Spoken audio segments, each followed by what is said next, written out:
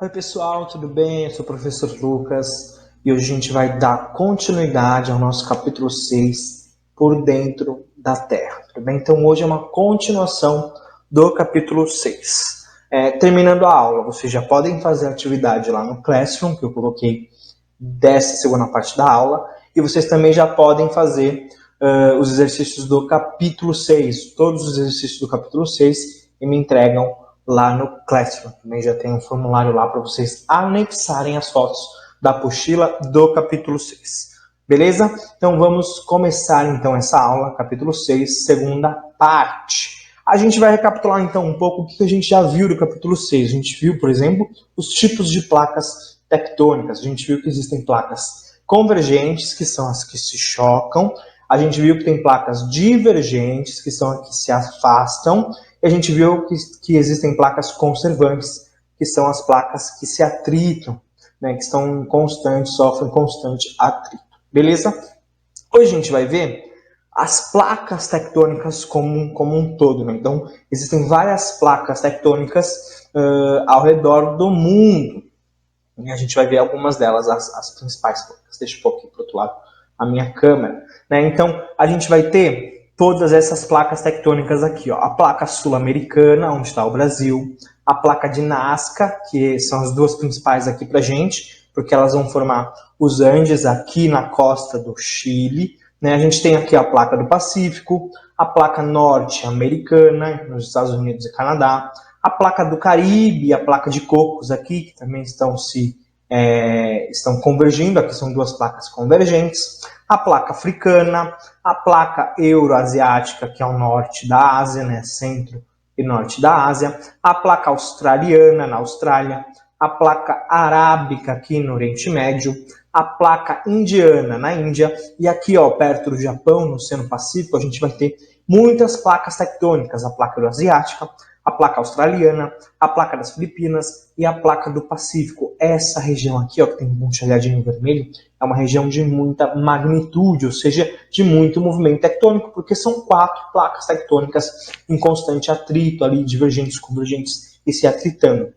Essa área aqui vai ter muitos terremotos, né? O Japão, por exemplo, que é essa ilhazinha aqui, ó, tem muitos terremotos. Por quê? Porque existem muitas placas tectônicas nessa região e essas placas estão sempre se movendo. Lembra da teoria de tectônica de placas e da teoria da deriva? As placas estão em constante transformação, em constante movimento. Aqui pra gente, as duas principais são a placa de Nazca, que é essa aqui embaixo, ó, e a placa sul-americana, onde está o Brasil, né? Essas duas placas, são placas convergentes, então elas estão se aproximando uma da outra, né? E elas vão formar os Andes, a cadeia de montanhas que tem aqui na América do Sul. Pega o Chile, Peru, um pouco da Argentina, da Bolívia, do Paraguai, da Venezuela. Então é uma grande cadeia de montanhas que existem aqui na América do Sul. Então são placas, essa placa de Nazca, a placa sul-americana, são placas convergentes, elas estão se chocando. Tudo bem? Aqui tem um videozinho de como se forma a cadeia dos Andes. Então eu vou dar play aqui, ó. Pensa que essa placa aqui, ó, é a placa de Nazca, oceânica, e essa é a placa sul-americana. E elas estão convergindo, a placa de Nazca vai para baixo, ela vira magma, sobe e vai construir assim a cadeia de montanhas. Vamos ver de novo? A placa aqui de Nazca, oceânica, vai convergir com a placa continental aqui na América do Sul, né? E essa placa vai para baixo, vai virar magma, ela vai subir e vai virar montanha aqui. Essa aqui é a cadeia dos Andes, a cadeia de montanhas dos Andes, tudo bem? É assim que se forma a cadeia montanhosa nos Andes, também vai se formar desse jeito lá no Himalaia, no norte dos Estados Unidos, né? Que a gente tem as montanhas rochosas, todas as grandes cadeias de montanhas vão se formar desse jeito. Tudo bem? Continuando, próximo slide, a gente vai falar sobre terremotos, sobre abalos sísmicos. Né? Então a gente tem os abalos sísmicos, que são tremores na Terra que ocorrem na superfície. Né? Quando os tremores ocorrem na Terra, a gente chama de terremoto. Né? Então a gente tem aqui, ó, um esqueminha, deixa eu pôr minha câmera aqui. um esqueminha de terremoto. O terremoto acontece lá no fundo da Terra, a gente chama de hipocentro, que é onde o terremoto ocorre, né? É o ponto mais internamente na Terra que o terremoto ocorre. E aí, através das ondas sísmicas, né, que são ondas de tremores, ele vai até o epicentro, que é o ponto mais distante da onde ele ocorreu. Então, quando a gente fala de terremoto, a gente tem que pensar em hipocentro, que é o ponto onde ele ocorre, e o epicentro, que é onde ele vai, né, se movimentar, até onde ele vai chegar através das ondas sísmicas. Tudo bem? Terremotos, tremores na superfície da Terra. Em 1935, esse sismólogo aqui, o Charles Francis Richter, vai criar uma escala para medir o tamanho dos terremotos, que é a escala Richter. Vocês já devem ter ouvido falar da escala Richter, né, que é uma escala para medir os tremores, né? Esse aparelhinho aqui é o sismógrafo, ele que mede, né, a magnitude dos tremores. O maior terremoto que a gente já teve aqui na Terra é de 9,5 graus na escala Richter, tudo bem? Que aconteceu no Chile em 1960. Tranquilo com terremotos? Terremotos na Terra, hipocentro e epicentro, e aí lembrar de escala Richter. Tranquilo? Quando os abalos sísmicos acontecem no mar, a gente vai ter os maremotos.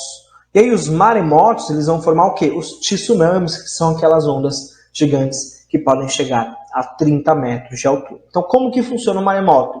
O abalo sísmico acontece aqui, ó, no fundo do mar, no interior da Terra, na verdade, quase próximo ao manto, ó. A gente tem o manto, a litosfera, o abalo sísmico vai ocorrer aqui. As ondas vão navegar, como em cima tem água, essas águas vão se movimentar, vão ter um deslocamento vertical, um deslocamento para cima, depois ela vai se aplanar um pouquinho e quando chega na costa ela vira uma grande onda, desculpa de novo, ela vai virar uma grande onda, né, que vai arrastar tudo que tem ali na costa. Então, quando os abalos sísmicos acontecem na Terra, são os terremotos, quando acontecem no mar, são os maremotos que vão causar os tsunamis. Beleza? Mais um pontinho aqui são os abalos sísmicos no Brasil. O Brasil não vai ter tremores de grande magnitude, ou seja, tremores muito grandes, porque o Brasil está no meio da placa tectônica. Vamos voltar aqui, ó, nesse mapa. O Brasil está aqui, ó, certo?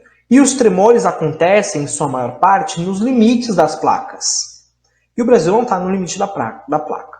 Mas, mesmo assim, o Brasil apresenta pequenos tremores, pequenos abalos sísmicos. Por quê? Porque o território brasileiro, o relevo brasileiro, ele é cheio de falhas tectônicas, ou seja, quando se formou o relevo brasileiro, esse relevo é todo fraturado, são cheios de falhas mesmo, falhamentos. Né? E esses falhamentos fazem com que os tremores pequenininhos que ocorrem lá embaixo cheguem até a superfície. Mas são tremores bem pequenos, normalmente de 1, 2, 3 graus, a gente quase não sente. Em áreas mais altas no Brasil, a gente vai sentir mais, porque as ondas se propagam melhor em áreas mais altas. Sendo assim, o maior terremoto que ocorreu no Brasil foi na década de 50, no Mato Grosso, aqui ó, Mato Grosso, e atingiu 6,2 graus na escala Richter.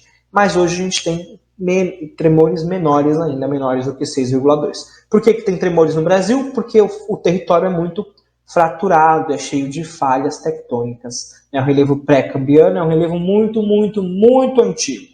Tranquilo? Mas não tem grandes tremores, porque o Brasil está no meio da placa tectônica. Beleza? Para terminar, a gente vai falar de vulcões, né? Então aqui a gente tem um esqueminha dos vulcões, como que eles, as denominações dos vários esquemas dos vulcões. Então aqui ó, no interior da Terra a gente vai ter a câmara magmática. Como o nome diz, a câmara magmática vai ser uma câmara onde vai ter muito magma, e é o magma que vai ser expelido depois lá na cratera do vulcão, tudo bem? Aqui a gente tem a chaminé, que é por onde o magma sobe. Os vulcões podem ter umas chaminés secundárias, né, que são canais de lavas secundários, que não o principal. Aqui a boca do vulcão, o topo dele é a cratera, e as cinzas, né, as fumaças, né, que são lançadas, são as nuvens de cinza e gases. Tudo bem? Né? O formato do vulcão é um formato de cone, né? Normalmente ele tem esse formatão aqui de cone, igual aqueles cones que a gente vê no trânsito. Beleza? Essas são as denominações dos compartimentos, da classificação dos vulcões, né? Como que eles se formam. Tranquilo? Falando de vulcões ainda, a gente vai falar que existem 3 tipos de vulcões: vulcões ativos, vulcões dormentes e vulcões extintos. Os vulcões ativos são os vulcões que estão ativos, né? Ou seja, movimentando magma. Os dormentes que estão dormindo, que estão, não movimentam magma, estão paradinhos. E os extintos são os que não existem mais, mas que há muito tempo atrás eram vulcões ativos. Beleza? A relação de vulcão ativo e vulcão dormente depende muito, porque a gente tem que pensar em tempo geológico. E o tempo geológico é de milhões, milhões e milhões de anos. Então, para a gente realmente definir se um vulcão está dormente ou se ele foi extinto, a gente precisa de milhões de anos para analisar isso. Existem vulcões, por exemplo, que ficaram dormindo 50, 60 anos. A gente pensou que eram vulcões extintos, mas na verdade eles entraram novamente em erupção. Então eram vulcões dormentes. Então a gente tem que tomar cuidado só com esse tempo, com essa escala. Quando a gente fala de Terra, né, planeta Terra, a gente está trabalhando com milhares e milhares de anos e não algumas décadas apenas. Beleza, pessoal? Então a gente viu as placas tectônicas, lembrando que as principais são a de Nazca e a de Sul-Americana.